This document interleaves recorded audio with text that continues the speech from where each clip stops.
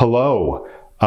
So welcome to week 11 of Exposure. This is my weekly series where I put out a very imperfect video as an exposure for my OCD perfectionism. And this week I am doing it on Instagram as a live and also simultaneously filming it for YouTube.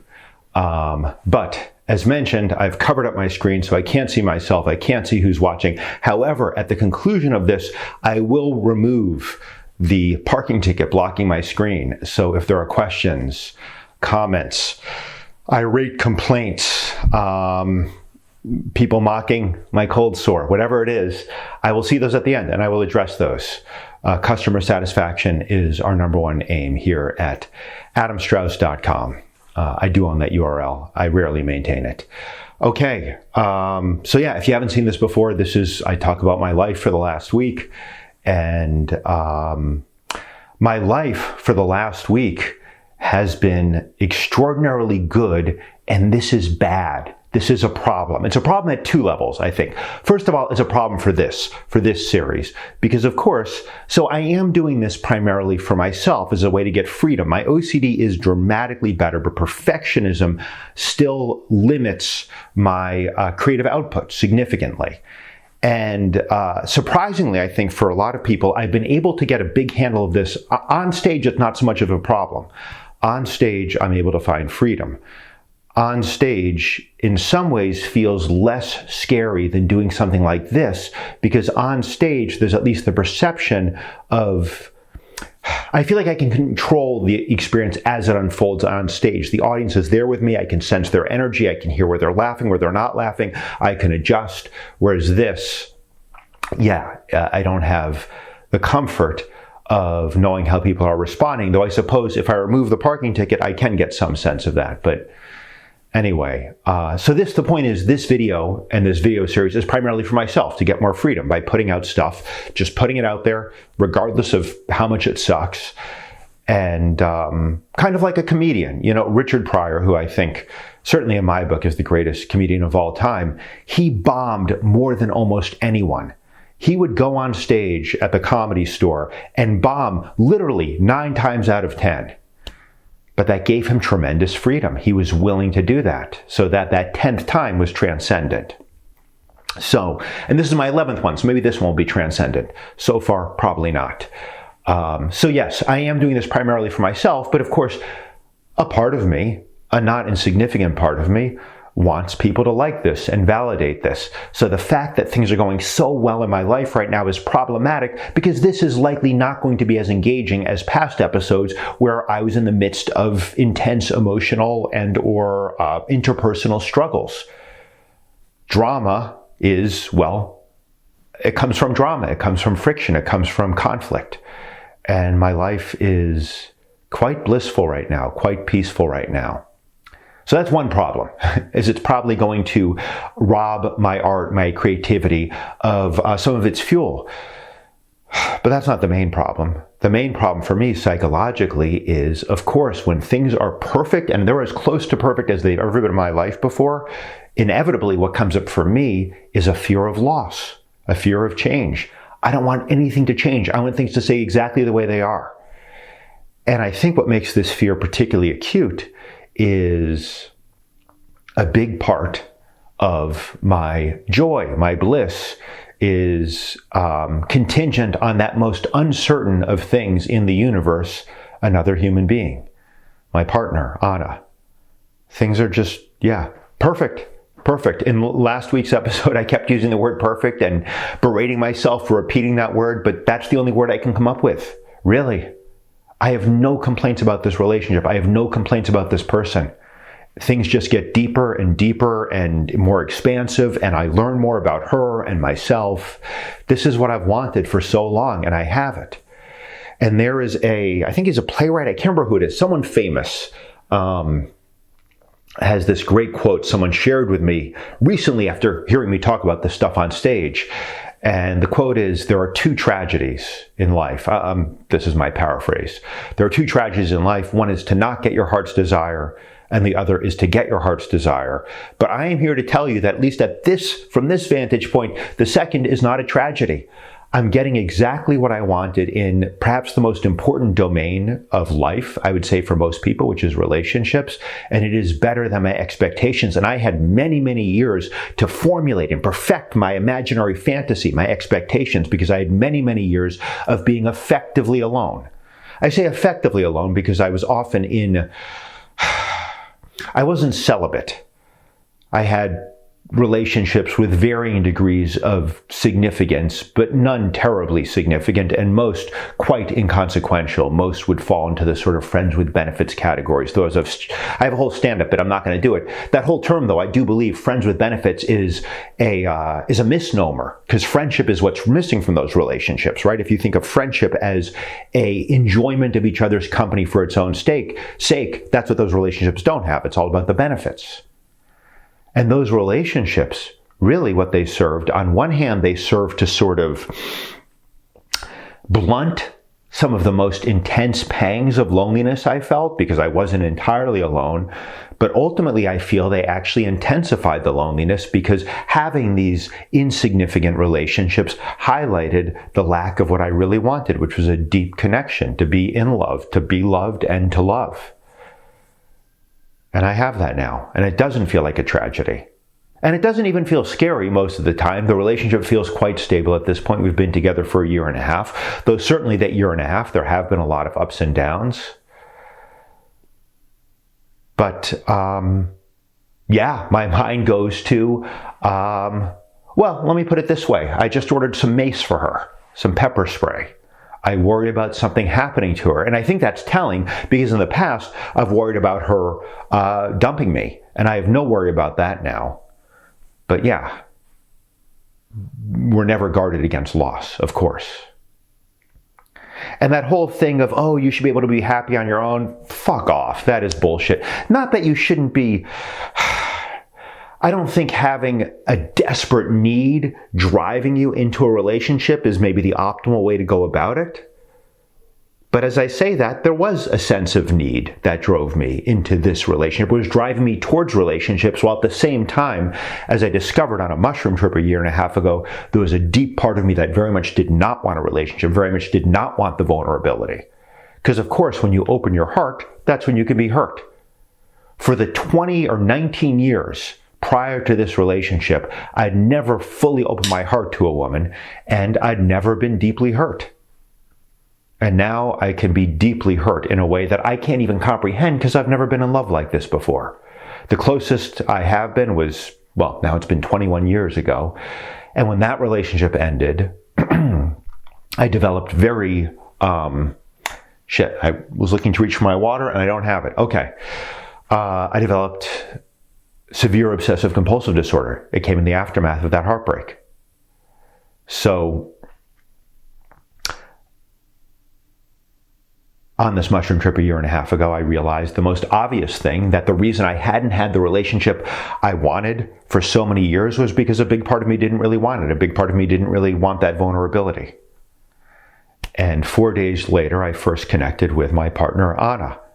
And again, it's now been a year and a half. Actually, it's almost been exactly tomorrow. Tomorrow is our 19-month anniversary. And I think it's telling that I track our anniversaries with a precision that to me is reminiscent of someone in Alcoholics Anonymous, where you'll get your 400-day chip of sobriety. In a way, this relationship feels like sobriety to me. It feels like sobriety, like this sort of coming to a reality that I had cut myself off from for so long. I am going to get my water. Oh, it's right here. That's a beautiful metaphor. The things we long for are often right within our reach. So anyway, I find that I'm recounting a lot of history that is already captured in previous episodes. Perhaps because I'm doing this as a live. But suffice to say, I have this fucking amazing relationship. And yeah, that's not fodder for great drama. That's not fodder for great comedy. But yeah, it is fodder for this fear that something can happen to her. And that the relationship could end in 1,000 ways. That statistically, it probably will end. That's a brutal thought. I mean, most relationships don't survive, and I would say most relationships that do survive probably shouldn't survive. But man, We have something, it's hard for me to not feel a sort of smug superiority towards other people because this relationship is so fucking good. And when I say that, this smug superiority, I think of the hubris and of course, well, the universe will probably slap me down eventually. So I should watch myself there. But yeah, there are no secrets in this relationship. We're very open with each other about everything. And there's just a great appreciation for one another. We are that fucking anodyne, vomit-inducing cliche. We are each other's best friends. Yeah. It's a wonderful, wonderful, wonderful thing. And 2 days ago, I took mushrooms. I'm in San Francisco right now. And my preferred location, well, I like taking mushrooms in nature. This is a very low-dose experience. But one of the things I love about psychedelics is the dose does not always correlate to the experience. Unlike, say, alcohol, where, 3 drinks is generally going to affect you the same way. Well, in this case, it was a quite low dose. It was 3/4 of a gram of mushrooms, and I tend to have a very high tolerance. But it was not a strong experience, but it was stronger than I expected. And I took these mushrooms, as I prefer to, in nature. I was sort of in the edge of the valley that Muir Woods is in, this just spectacularly beautiful place that I've only just started exploring, even though I have spent quite a bit of time in the San Francisco Bay Area over the last 6 years, and a huge amount of time of that time I've spent in the San Francisco Bay Area has been in nature. In fact, what drew me to this area is, well, the word area. San Francisco is a city. It's not New York. I don't even love cities. New York's the only city I've ever loved. But the area surrounding it is just mind-blowing. Mountains and ocean, literally 15 minutes from the city. But I tend to repeat experiences. I tend to find a hike I like and do it again and again and again. So even though I've gone hiking, I would say 300 times in this general area, a solid 250 of them have been on the same 3 trails. And I'll tell you those trails. Matt Davis, Dipsy, and Steep Ravine. I mean, incredible, awe-inspiring, literally awesome trails. But I haven't really explored Muir Woods, but I've recently started exploring it. And part of this is something, I've shared this before, but I had an experience with my partner. So she's Greek. I was in Greece with her, and we stumbled upon this beach that she'd never been to before, and I'd never been to before. And it was otherworldly. It was this very unique geological formation, these rocks formed by salt expanding and cracking, and it was like this moonscape. And we had this, we just kind of randomly, she was looking at a map, she was like, this looks interesting, I've never been there, let's go here. And it was spectacular.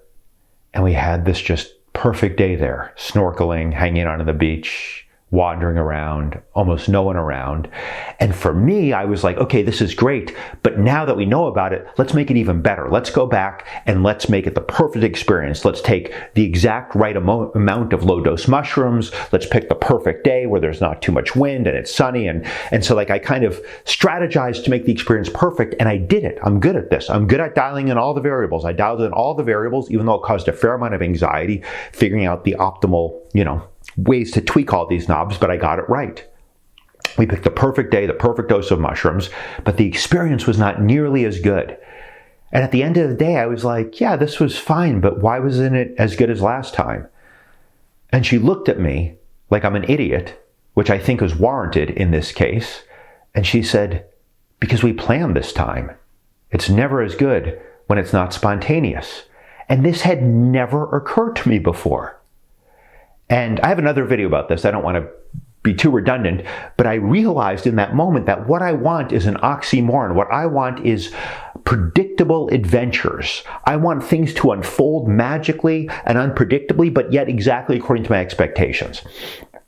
Anyway, since that experience, I have been venturing further afield, literally, with my hiking. So I've been exploring new areas. Anyway, so I was in the Muir Woods area, just had this really, really beautiful day wandering around there and just feeling so much appreciation for my life and reflecting like, yeah, I've gone on hikes like this hundreds of times before, but it feels different knowing that after that hike, I'm going to go and see my girlfriend and knowing I have someone. I mean, I can't emphasize enough, just the darkness of those decades of loneliness. Largely I now see self-imposed loneliness. And not just the loneliness, but also the shame around it, the feeling like there's something deeply wrong with me, that I can't have a relationship. Everyone has relationships, but I can't have a relationship. It's been wonderful and also healing.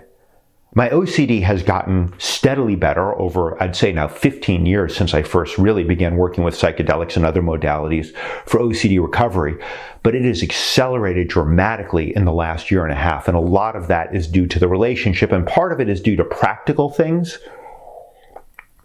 Being in a relationship, of course, is a great mirror. I see how the sort of low-level OCD things that I do affect her. She gives me very blunt feedback. I think that's a Greek characteristic and one I appreciate.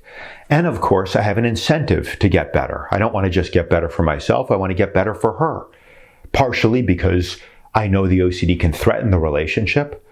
And also because, when I'm in OCD, I'm not there with her. And I want to be there with her. I've spent too much time already alone. And if I'm in OCD, it's like I can be in her presence, but I'm really alone. I mean, that's one of the horrible things about OCD is it's such a lonely, lonely condition. No one else can experience it because no one else is in your head. So that's part of why the OCD has gotten better, is the mirror, the incentive. But part of it is the OCD started with this heartbreak 2 decades ago. And being in this relationship, experiencing this love is, I'm seeing more and more clearly, really healing that heartbreak. What underlay the OCD. It's kind of like a layer cake OCD, I think. So clearly, OCD, it's a brain disease, or a brain malfunction, I would say, meaning it's thoughts. There's always thought content with OCD, but underlying that, the next layer is emotional, fear. There's fear. You're afraid of something bad happening, or something bad has happened and you need to fix it, whether it's checking the stove or reversing decisions. My form of OCD, it's trying to get things right to avoid or ameliorate some fear. But the layer below that, and a layer that I think even most so-called OCD experts don't really understand or don't really acknowledge, is I think there is, at least in my case, but I think it's, if not universal with OCD, common, there is a deep layer of grief, of sadness, of loss. And I don't feel that now. I don't feel lonely. I'm in love. I mean, I think that's almost the definition of being in love, is not feeling lonely. So things are wonderful. And I was on this hike just reflecting like how just perfect my life is. And then I thought about the one area of my life. I shouldn't say, obviously there's areas that aren't perfect, but the one, Freud said the 2 sort of fundamental pillars of existence are love and work. And love, at least for now, is a very solid pillar. Work, though, career, well, I can't see, but you can look and see how many people are watching this. It's not millions. That has been an area of deep dissatisfaction for a long time. My career is not where I want it to be, by any means. But as I was reflecting on this yesterday, I really was like, So there's a book I was exposed to recently called Existential Kink. It's been extremely helpful for me. And in brief, it posits the idea, or advances the idea, that things in our life that we don't like, we actually have them because a part of us does like them. A part of us may take some sort of sadomasochistic pleasure in feeling rejected, in feeling impoverished, in feeling unsuccessful professionally or not successful enough. And this has really resonated with me. And one thing I've realized is, listen, success in the arts, obviously there's an element of chance, there's an element of talent. I'm not going to say this is just it, but I think part of it is there's a part of me that has not wanted a more successful career because I've been able to squeak by the way my career is, and because I don't want I don't want to be seen by more people. I don't want to be judged by more people. I don't want to lose the control I have over my life right now. If I have a significantly more successful career, guess what? I can't just wake up on a Tuesday morning and say, you know what, I'm going to go for a hike today. Yeah, I mean, fame, I've always thought, seems like a horrible thing, to lose your anonymity, but clearly I'm orders of magnitude removed from that. But even just having, the career that some of my friends have, that doesn't seem like such a great bargain. You lose things the more successful you get in any career. And with this, you have the additional thing of more people judging you. And a part of me desperately cares about what everyone thinks about me. Of course. Otherwise, I don't think I would have gravitated towards stand-up. And I was reflecting on this yesterday. So this was not a new thing yesterday. I've been working with this book and reflecting on this and kind of confronting the fact that a part of me doesn't necessarily want more success. And yesterday, I was really feeling like, if things are so perfect, why would I want them to change at all? And then I realized something else. So I've long been aware that I began doing comedy after that heartbreak 20 years ago, not immediately, but a few years afterwards. And I see, and I've seen for a while, that part of why I gravitated towards comedy is I was looking for love and validation from an audience because I wasn't to replace the love I had lost in this relationship 20 years ago, and because unconsciously I was too afraid to be in another relationship.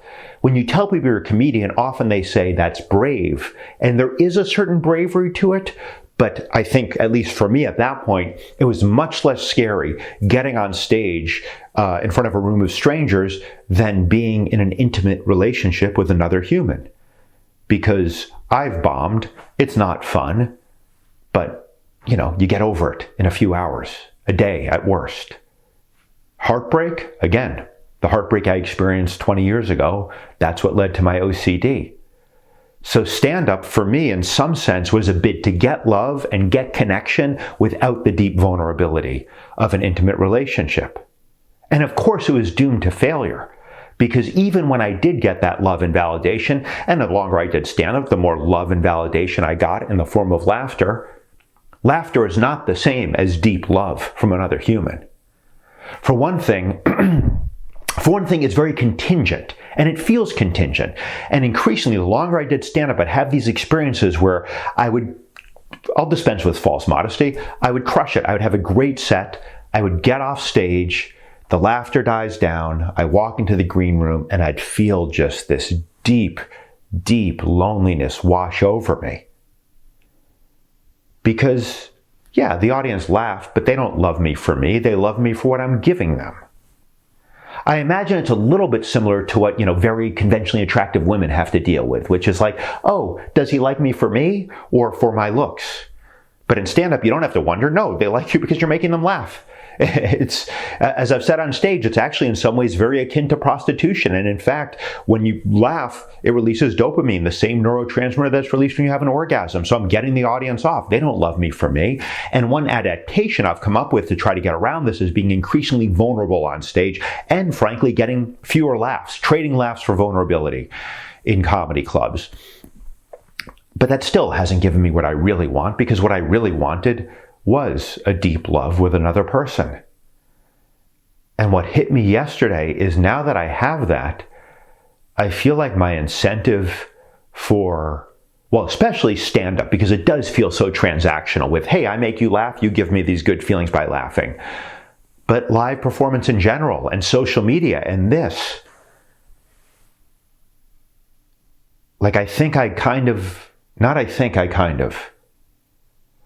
let me be more definitive.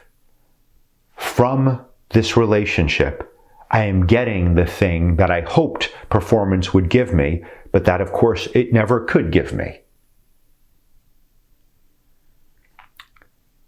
And so, the last couple of days, I'm like, do I even want to keep performing?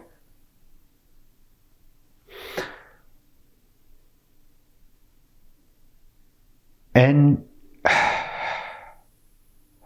I don't know. A part of me doesn't, but I guess what I've come down to is a part of me doesn't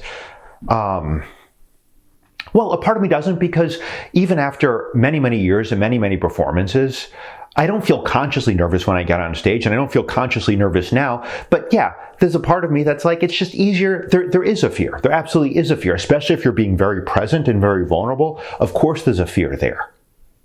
At some level, performance is still scary. In fact, at some level, performance is scarier now than it was when I started, because I choose more and more consciously to be really present and vulnerable. So why fucking bother if I don't have this desperate need that I'm trying to fulfill? Well, it's fun. Also, I do need to do something for money, for a job, and I need to serve something. And I think that's what I've come down to over the last day is like, yeah, what I do on stage is relatively unique. Not everyone loves it. Not everyone likes it. But I know I touch at least some people deeply and in a way that stays with them. And I think also the stuff I do dealing with OCD and talking about OCD, that actually helps people. I think part of how it helps people is by being super vulnerable in a world where, there's sort of lip service paid to vulnerability, but everything is so, this is the worst offender, fucking social media. And we're all caught in this. We're all trying to be vulnerable because I think we all want to be loved for who we are. And we all know at a deep level that you can only be loved for who you are if you really allow who you are to be out there. But we're all afraid. Of course. From an evolutionary perspective, it makes a lot of sense to be afraid of people's judgment. People who weren't worried about what the tribe thought about them were cast out and starved to death or froze to death or got killed by predators or other tribes. So it's this whole thing with social media where it's like, and yet, because we want to be loved for who we are, which necessitates vulnerability, yet at the same time, we want to be loved, full stop, and that drives us to kind of present ourselves as well as we can, the most likable versions of ourselves that we possibly can, the best moments of our lives, so that we get a lot of likes. So what was my point there? I think there's a value to other people in me being super vulnerable on stage and in this right now. It's funny. People from fairly early in my comedy career, people would come up to me and say, I never thought about doing comedy, but seeing you do it, I want to give it a try now. And initially, I was a little bit offended. I was like, what, you think you can do this? You think you can just do this? No, I'm fucking great. This is a talent. But then I realized why they were doing it. And it made me think of this thing. I think it's about is the Velvet Underground or the Ramones? I think it was the Velvet Underground. There's this quote where basically very few people saw them, but very few people bought their records, but everyone who bought their records started a band. And I think the reason why that is because they were modeling something. They were modeling this real authenticity, this real vulnerability, not hiding behind a lot of technical virtuosity. It made you think like, well, if Lou Reed can sing even though he can't really sing, and sing in a way that's very affecting, very powerful, well then why should I keep my voice a secret? And I like to think that's why people come up to me and say, hey, I want to do what you're doing, because they see at some level that, oh, this guy is just being himself. Having said that, there is a lot of craft in learning to be yourself in a comedy club. I don't want too much competition. But yeah, I think if people come away from this feeling like, oh, I want to do this, or I want to be vulnerable and more authentic in any domain of their lives, that's something that, I would be very, very proud of that. So, that's where I'm at. This is week 11, and now I'm going to remove the parking ticket that is staring me in the face. Fucking bullshit, man. I moved my car in the 2-hour limit, SFMTA. I am disputing this one. And see who, if anyone, is viewing and if there are questions. Let's... 2 people. I love it. Okay. Best comedian of all time. Let's see. Are there comments? Questions? People joined? People left? No questions yet. Cool. All right. And then to finish this experiment, I'm going to be totally honest and say, ouch. Was there a part of me in the back of my mind when I removed that parking ticket, was I hoping like, not thousands, but 100 people, 60 people watching? Yeah, I was. And I guess that's what makes this a good exposure for me is, the idea of this as an exposure is I'm exposing my perfectionism by doing something imperfect, but I guess it also exposes the fact that, of course, I still do want validation. I don't think I'll ever get beyond that. But yes, let the record show there are two humans watching. Thank you, 2 humans, for watching. Thank you, all the humans who watched. And this has been week 11 of exposure. And I guess I just hit the X to end this.